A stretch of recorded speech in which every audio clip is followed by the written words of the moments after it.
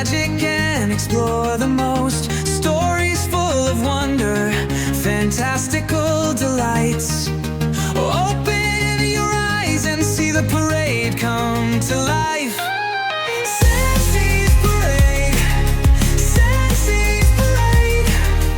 Join the parade, Fancy's parade, parade. Fancy's parade, Fancy's parade. Join the parade, Fancy's parade. The invite. Muffled voices fill the air, slowly stirring you awake. The bed dips beside you and a burst of cold air washes over you. With a shiver you try to pull the warm object closer to you, only for it to be ripped from your arms. The muffled voices increase as you slowly come to. Sitting up with a stretch, you look around the room. Jupiter is standing over the bed, shaking Mars as he yells about something. Dust is in the beanbag chair looking upset. And we just fix IT. We haven't even gotten a chance to decorate IT and IT's already destroyed. Jupiter yells in anguish. What's destroyed? Mars asks, his voice sounds wobbly from being shaken back and forth. The living room. The living room is a disaster. Think it was them? Dust suggests, eyelids brightening as his grin stretches. Jupiter gasps as he stops shaking Mars but doesn't put him down. I'll go talk to them. They should know that this kind of behavior is very childish. He gets cut off by a pillow weakly hitting his shoulder. Confused, everyone turns to look at you as your bones shudders from a yawn. We destroyed the living room, Pap. You explain sleepily while they stare at you in shock. Why you did? He asks in disbelief. Well, technically Mars did. Mars stares at you, clearly confused with wide sockets, so you further explain. You had a nightmare yesterday, so you went to sleep on the couch and ended up destroying the room. I helped you out of it and we came back up here to sleep. Mars stares at you blankly, silently processing your words before it clicks. His cheekbones glow a faint navy blue blush, starching his cheekbone. He bashfully looks away. Oh yeah. He says with a faint chuckle. You did. He drops Mars onto the bed in his shock. Wow, you must like her a lot for her to be able to help you through a nightmare. He explains, much to Mars' embarrassment. Geez, Paps. He hides behind his hands as Dust chuckles at his expense. Well, now that we're all up, you two can go clean the living room while I prepare breakfast. You and Mars give him a thumbs up as he nods and races out of the room. Ember floating hot on his heels. Sighing, he sits up, scratching the back of his neck. Come on, let's go before he flips his lid. Nodding your head, you slide off the bed and take Mars' outstretched hand. Dust teleports away with a mischievous smirk as Mars leads you out of the room. The living room looks like a burglar snuck in and trashed the place.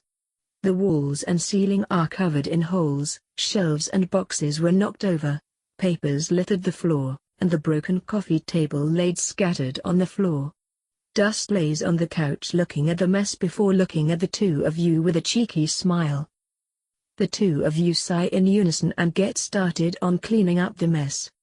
Mars handles the shelves and boxes while you pick stuff up off the floor.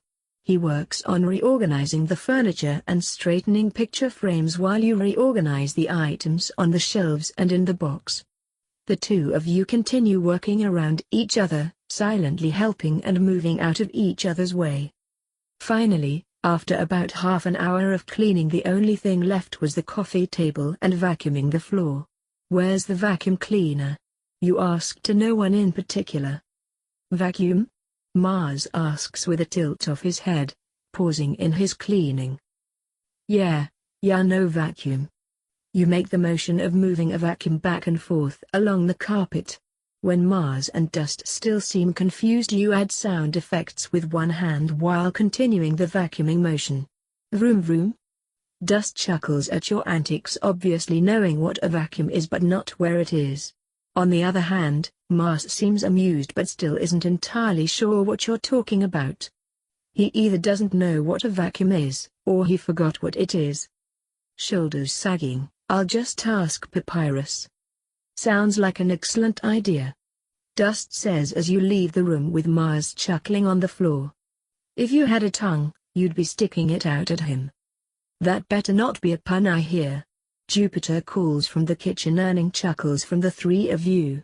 Jupiter spots you entering the kitchen. And how is the cleaning going?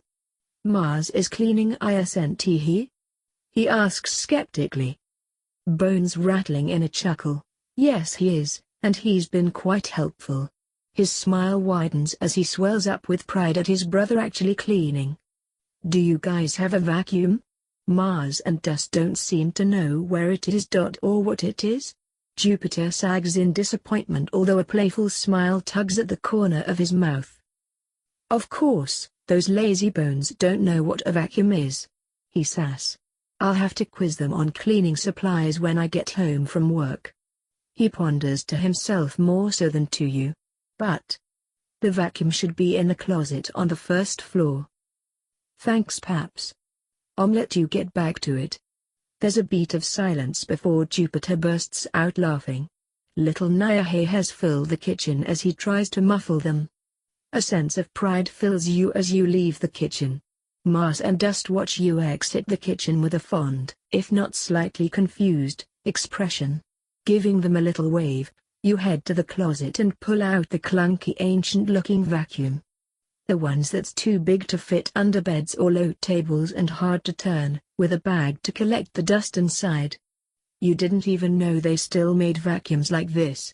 Humans must be further behind than you thought. Mars is stuffing the last of the coffee table into a black trash bag.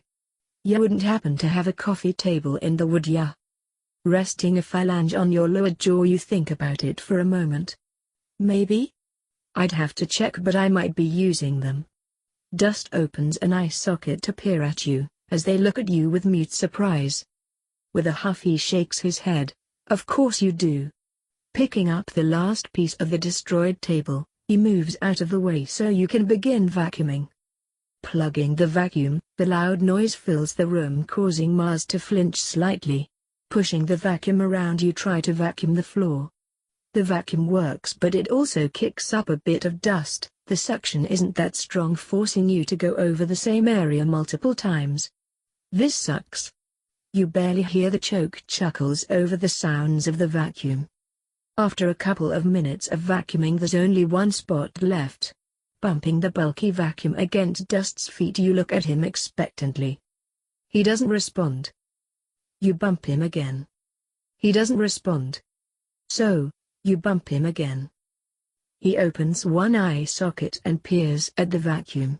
A snicker escapes him before he closes his eye socket again and relaxes back into the couch. Shoulders slumping, you turn off the vacuum and move it aside. Walking over to Dust, you grab his ankles and slowly rotate him so he's laying on the couch. Turning around, you grab the vacuum and turn it on again. When you turn back around, you find that Dust has moved back to his original position. Stomping your feet in exasperated annoyance, you hear Mars chuckling off to the side. Giving him a betrayed aura, he chuckles, "Hey, sorry Peaches." It takes you a moment to realize he's talking about you. Sweat starts to collect on his forehead as his eyelight wavers. Your aura brightens at the pet name and the tension leaves his shoulders. Peaches? Dust snickers from the couch, a mischievous smirk gracing his face. Mars levels him with an unamused glare, causing him to grin wider. "Chia, little Peach? Does she give you the warm and fuzzy?" A bright blush colors Mars' cheekbone as he tries to make himself intimidating. "Knock it off," he says with an edge to his voice. "Why? You embarrassed that she's your little Peach? Does she sweeten your life?" Dust. His voice lowers a couple of octaves as magic starts to fill the air. "Do you love her?" Dust's ask, eyelights bright with mischief. Mars' whole skull is a rich navy blue, his red eyelight is ablaze as he summons magic bones. He aims at Dust, ready to fire when there's a knock at the door. Glad for the distraction and a chance to escape the second-hand embarrassment, you rush to answer the door only for Dust to already be there. He answers the door and then immediately slams it in the person's face.